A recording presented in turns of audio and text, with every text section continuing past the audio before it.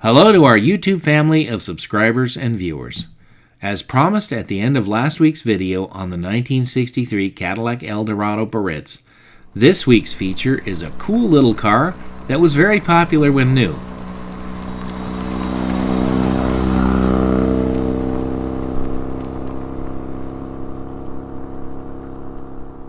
But their survival rate over the past 50 years has been dismal. However, dedicated owners like Dennis Ray keep the memories of the early Mazdas alive every time he gets his RX2 out.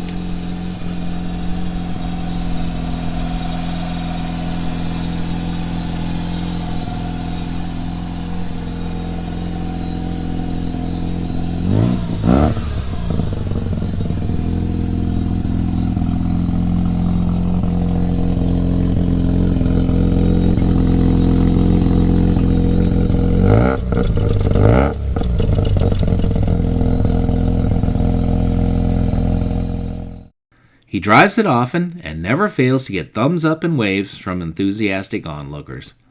We remember that these cars were seen everywhere when they were new because they offered rotary engine technology and fuel economy in a very affordable car, something American consumers were very conscientious about after the first gas crisis in 1973. However, these cars were designed to be disposable after their usefulness faded, seriously impacting how many survived. The car featured this week is undoubtedly one of the best that's left. So sit back and enjoy the story of this striking restoration with some very tasteful mods added along the way.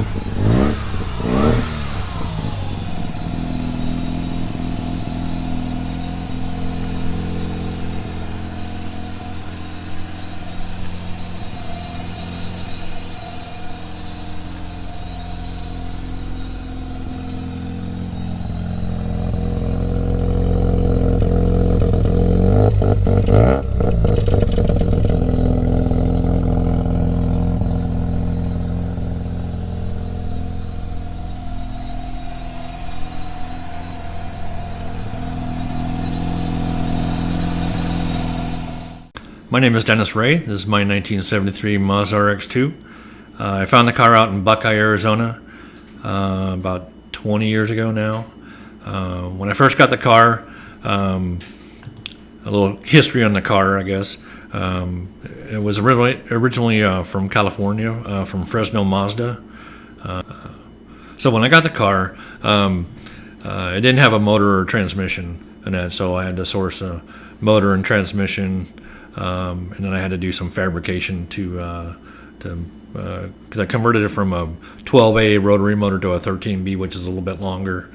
And then so I had to cut the cross member, make new motor mounts, fabricated my own oil pan, transmission mount for it to work for the 13B motor. The driveline it's a 13B rotary motor that I had built by Racing Beat in Long Beach, California.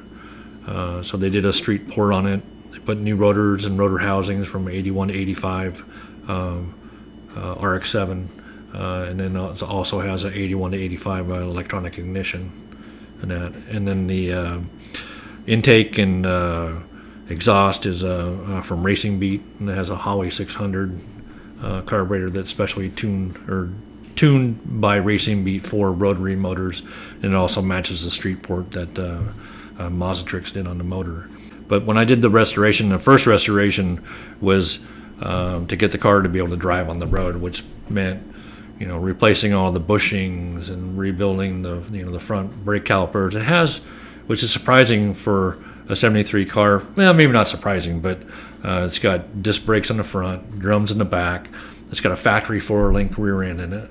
So I had to do a lot of, cosmetic stuff underneath just to get it on the road, going through all the brake system and just, refurbishing the stuff, from sitting out for so many years out in the farm field, to be able to get it back on the road. And that took about about 4 years, to sourcing transmission and motor and getting that all mounted up, and then going through all the basically taking the car apart and putting it back together again so it was roadworthy. The second restoration was taking it apart to paint it. Once I collected most of the parts over the years, which was about 12 to 15 years of collecting parts for it to do the final restoration. And that was, take the car apart, get it painted, and then do the full-on restoration, which was the most time-consuming, time-wise, which took about a year and a half to complete. Originally I wanted to change it to a pearl white, and they asked me at one point when they were doing all the body work, okay, it's time to pick out the color and that, and I went down to like 5 different dealers and tried to pick out the pearl white that I wanted.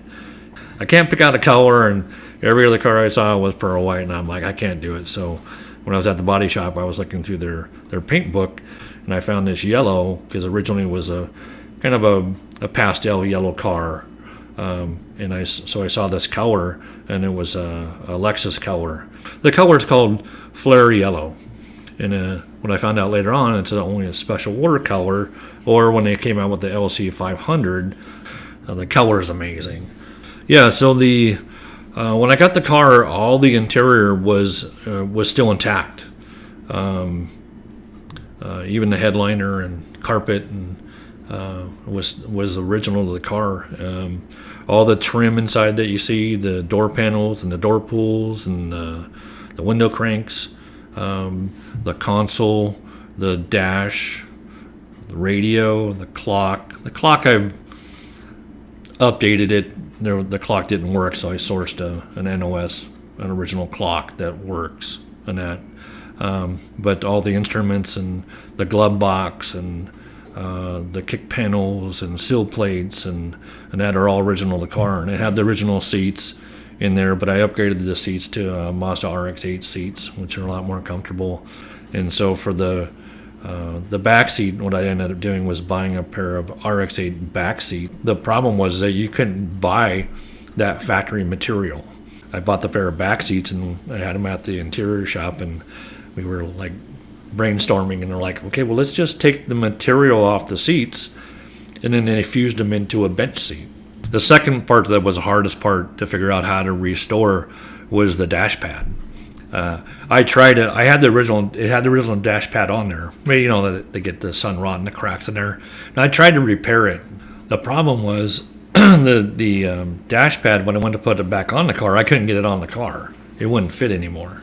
So I spent about a month and a half trying to figure out how to recreate a shell that they could put the material on, and the foam and the vinyl on top of it, and that. So I ended up making my own shell, and it was after I had the car painted, so it didn't have the front windshield in there, and I actually fiberglassed right on top of the metal of the dash, and that took about two months just to make that piece. So after I completed the restoration, the first big show that I wanted to go to was a car show in California. It was called the JCCS, was a Japanese collector car show. They have it once a year. It's usually in October, and it's usually down in Long Beach. I ended up winning in my class, which was best old school rotary. And then they had a first, second, and third, and I won first place. And then I just took it to some local car shows, and I found out through their emails that there was a car show coming up in January called the Future Collector Car Shows. This was the first year that they actually had it during and at the Barrett-Jackson auction. Walking around looking at cars, and I got a text, I'll be back at your car at 1:30 or whatever it was to, do the awards thing. And they gave out. There was a little bit over 100 cars, about 110 cars at the show, and they gave away about 10 trophies in that.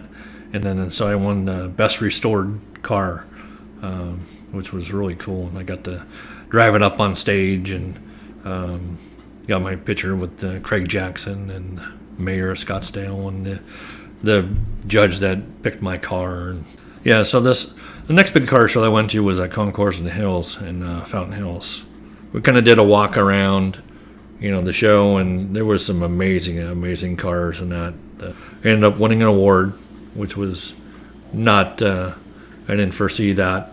So I got the award and I go up on stage, and I had the lady take some pictures with me, with my trophy and that to send my family and stuff. And I think the favorite part about the car that I like the most, I think restoring it and having the freedom to do whatever I wanted to do to make it the way I wanted to.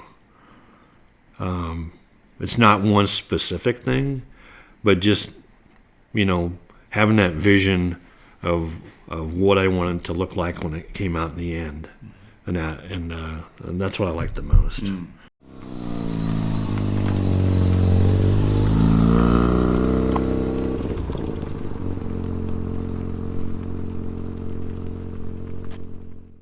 Thanks, Dennis, for spending the time, money, and effort to restore a car that might otherwise be forgotten.